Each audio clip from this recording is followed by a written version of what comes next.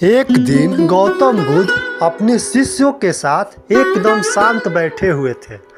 उन्होंने इस प्रकार बैठे हुए देख शिष्य चिंतित हुए कि कहीं वह अस्वस्थ तो नहीं है। एक शिष्य ने उनसे पूछा कि आज वह मन क्यों बैठे हुए हैं, क्या शिष्यों से कोई गलती हो गई है।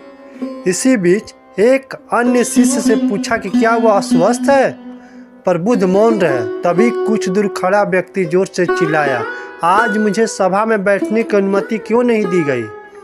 बुद्ध आंखें बंद करके ध्यान मग्न हो गए। वह व्यक्ति फिर जोर से चिल्लाया, मुझे प्रवेश की अनुमति क्यों नहीं मिली। इसी बीच एक उदार शिष्य ने उसका पक्ष लेते हुए कहा कि उसे सभा में आने की अनुमति प्रदान की जाए। बुद्ध ने आंखें खोली और बोला, नहीं, वह अछूत है, उसे आज्ञा नहीं दी जा सकती। यह सुनकर शिष्यों को बड़ा आश्चर्य हुआ। बुद्ध उनके मन का भाव समझ गए और बोले, हाँ, वह अछूत है। इस पर कई शिष्य बोले, हमारे आश्रम में जात पात का कोई भेद ही नहीं है, फिर वह अछूत कैसे हो गया।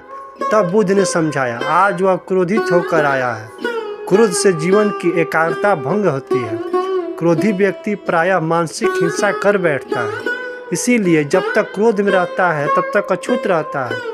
इसलिए उसे कुछ समय एकांत में खड़ा रहने चाहिए। क्रोधित शिष्य की बातें बुद्ध सुनकर पश्चाताप की अग्नि में तप कर वह समझ चुका था कि अहिंसा ही मनुष्य का महान कर्तव्य और परम धर्म है।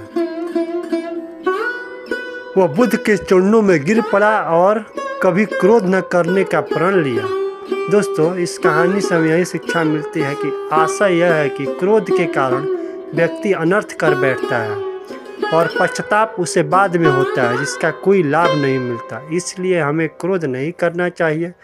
असल मायने में क्रोधित व्यक्ति अछूत हो जाता है और उसे अकेला छोड़ देना चाहिए। क्रोध करने से तन, मन, धन तीनों की हानि होती है।